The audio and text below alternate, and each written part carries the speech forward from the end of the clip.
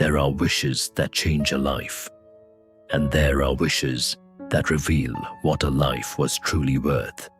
King Midas believed gold could solve every fear, silence every doubt, and make him greater than any ruler who had come before him. But when the gods granted him the power he desired, the richest man in the world discovered a terrible truth. A treasure can become a prison. Long ago, in the fertile kingdom of Phrygia, King Midas ruled from a palace of polished stone, painted columns, and overflowing treasure rooms. His city stood proudly upon the hills. Merchants carried ivory, spices, silver, and jewels through its gates. Musicians filled the courtyards with lyres and flutes. Servants poured wine into engraved cups beneath banners of purple and gold. To others, Midas had everything, but to Midas, everything was still not enough. At night, when the palace grew quiet, he walked alone through his treasury, touching golden bowls, carved chests, statues, rings, necklaces, and piles of coins. More, he whispered. A king can never possess too much. Then, one morning, the palace guards found a strange old man sleeping in the royal garden. His name was Silenus. He was the elderly companion of Dionysus, the god of wine, celebration, theater, and wild nature. Instead of punishing him, Midas welcomed him. For 10 days, the king gave Silenus food, wine, shelter, music, and comfort. And when the old man was ready, Midas returned him safely to Dionysus. In a sacred grove outside the city, beneath hanging grapevines and ivy-covered trees, the god stood waiting. Dionysus looked upon Midas and said, "You have treated my companion with kindness. Ask for any reward, and it shall be yours." Midas did not hesitate. "Let everything I touch turn to gold." For a moment, the grove fell silent. Dionysus studied him carefully. "Choose wisely, King Midas. Not every gift is a blessing." But Midas smiled. "This is the only gift I desire." So Dionysus raised his hand and granted the wish.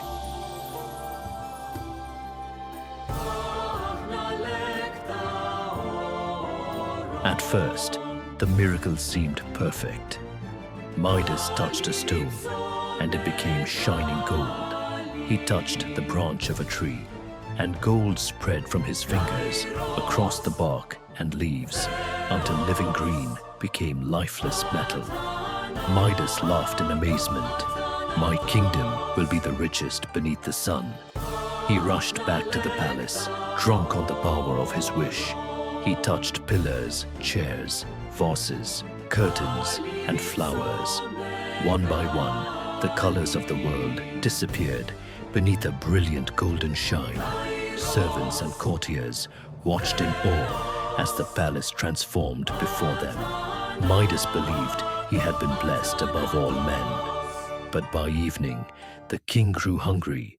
He sat at his banquet table, surrounded by bread, fruit, grapes, figs, pomegranates, and wine.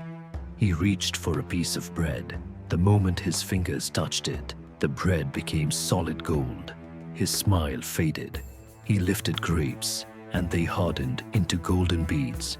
He raised a cup of wine to his lips, but before he could drink, the liquid thickened into cold metal. Midas froze. He tried again. Bread, fruit, water, everything became gold. The miracle had become a curse. His stomach twisted with hunger. His throat burned with thirst. Around him stood more wealth than any mortal had ever possessed.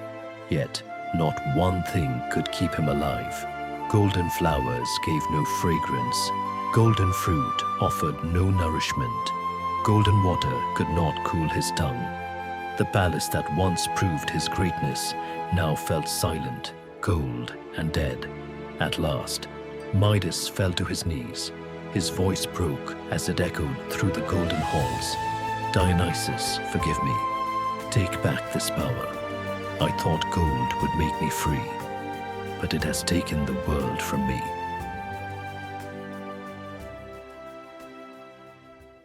Then Dionysus appeared before him, calm and radiant. This time, Midas did not stand proudly before the god. He bowed his head like a broken man. Dionysus looked upon him with solemn compassion. Go to the river Pactolus, the god said. Wash your hands in its flowing water. Leave your creed there, and the curse will leave you. Midas rose and hurried from the palace. He left behind the golden halls, the treasure rooms, and the dead beauty of his wish. Across dusty roads and quiet hills, he ran toward the river with the desperation of a man chasing life itself. At last, he reached the river Pactolus. Midas fell to his knees and plunged both hands into the current. Golden light streamed from his fingers and dissolved into the water.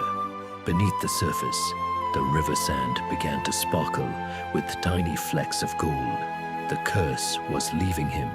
Midas lowered his face and drank. The water remained water. He wept with relief. When he returned home, he touched bread, wood, stone, and flowers. Nothing changed. For the first time, he saw ordinary things as treasures. A cup of water, a warm meal, a living rose, the sound of wind through olive branches. Gold had never been the greatest wealth in his kingdom. Life itself had been.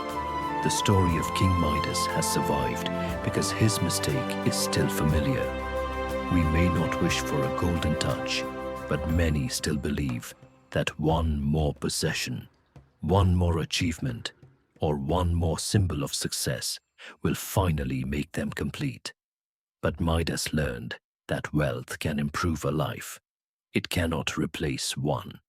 And sometimes, the things we chase most desperately become the very things that blind us to what we already have. And so ends the story of King Midas, the ruler who gained the power to turn everything into gold, only to discover that the most precious things in life cannot be bought, owned, or replaced. Here at Librarium Mythica, we open the ancient archives of myth, legend, gods, heroes, monsters, and forgotten kings, bringing timeless stories back to life through cinematic storytelling. If this tale of greed, power, and regret stayed with you, leave a like, subscribe to Librarium Mythica, and journey with us into the next myth, because every legend has a warning, and every myth remembers what mankind forgets.